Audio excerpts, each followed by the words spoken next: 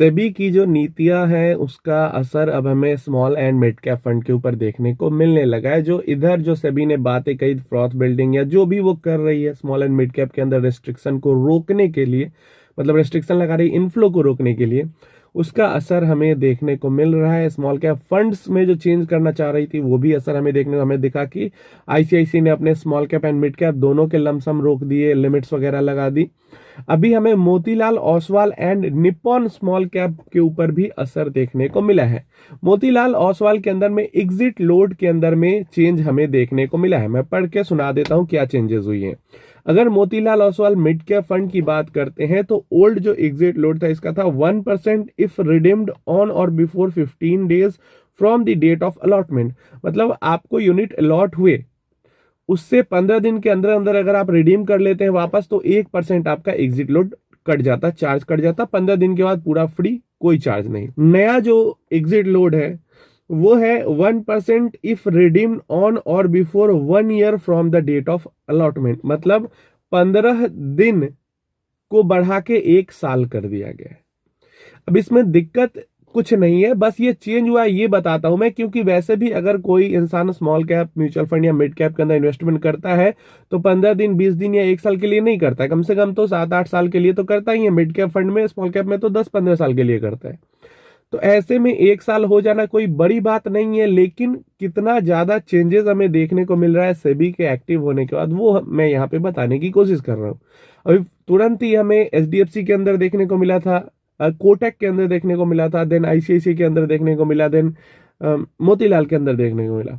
इसके small cap की बात करते हैं तो वहां पे भी सेम था। पहले 1% आपका कट जाता था अगर आप इन्वेस्टमेंट के 15 दिन के अंदर अंदर वापस निकाल लेते थे।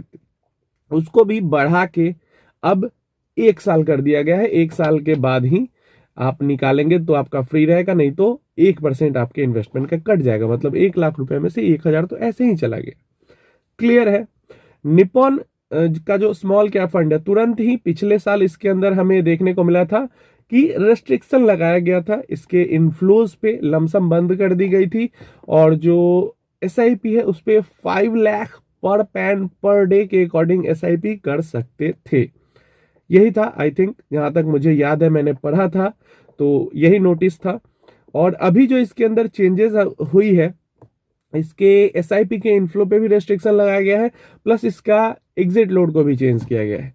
तो पुराना जो एग्जिट लोड था इसका वो था 1% if redeemed or switched out on or before completion of 1 month from the date of allotment.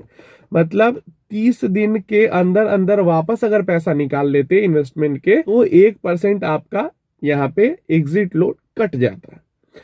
और अब जो नया रूल है, न्यू एग्जिट लोड है 1% if redeemed or switched out on or before completion of 1 year from the date of allotment.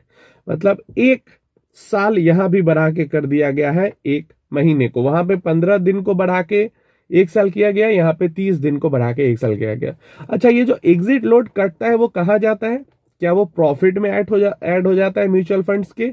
नहीं, exit load जो लगता है आपको वो प्रॉफिट में ऐड नहीं होता। Mutual fund scheme AMC company के वो ऐड होता है जो स्कीम का जो कैश पूल होता है उसके अंदर जाके वो ऐड होता है। मतलब एक तरीके से अगर कोई एग्जिट लोड दे रहा है तो वो दूसरे इन्वेस्टर को फायदा ही पहुंचा रहा है। मतलब आप अगर तुरंत पैसा इन्वेस्ट करके तुरंत निकाल ले रहे हो, एग्जिट लोड आपका कट जा रहा है, तो दूसरे इन्वेस्टर को उससे फायदा हो रहा है क्योंकि कैश पूल में जाके ऐड होगा।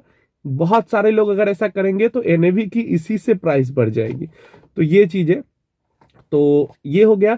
और जब हम बात करते हैं रेस्ट्रिक्शन की जो एसआईपी पे लगी है, तो यहाँ पे निप्पॉन इंडिया स्मॉल कैप के अंदर में 22 मार्च के बाद से 50,000 रुपीज पर डे पर पैन की रेस्ट्रिक्शन लग चुकी है। 5 लाख थी पहले, अब 50,000 rupees per pan per day के अकॉर्डिंग यहाँ पे रेस्ट्रिक्शन एसआईपी पे लग चुकी है।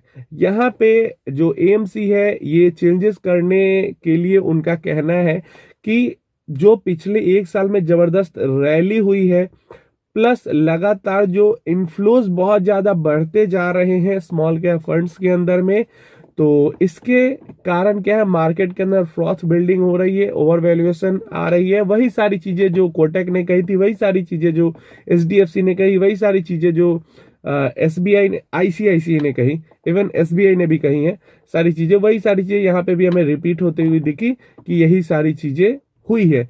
मुझे लगता है इन द एंड सबका रिलेशन तो वही है, क्योंकि सभी पीछे से डायरेक्ट कर रही है, इन्वेस्टर के बेनिफिट के लिए ही कर रही है, लेकिन सभी पीछे से डायरेक्ट कर रही है कि कैसे भी करके इनफ्लोज को कम करना है, स्मॉल मिड कैप के अंदर में लोग कम पैसा इन्वेस्ट करें, और इस कारण ये सारी चीजें हो रही। तो यहाँ पे एक और स्मॉल कैप फंड जिसके अंदर रेस्ट्रिक्शन पहले से लग चुका था, उसके अंदर SIP की लिमिट को भी घटा दिया गया है, प्लस जो एग्जिट लोड है उसको बढ़ा दिया गया है, टेन्योर को।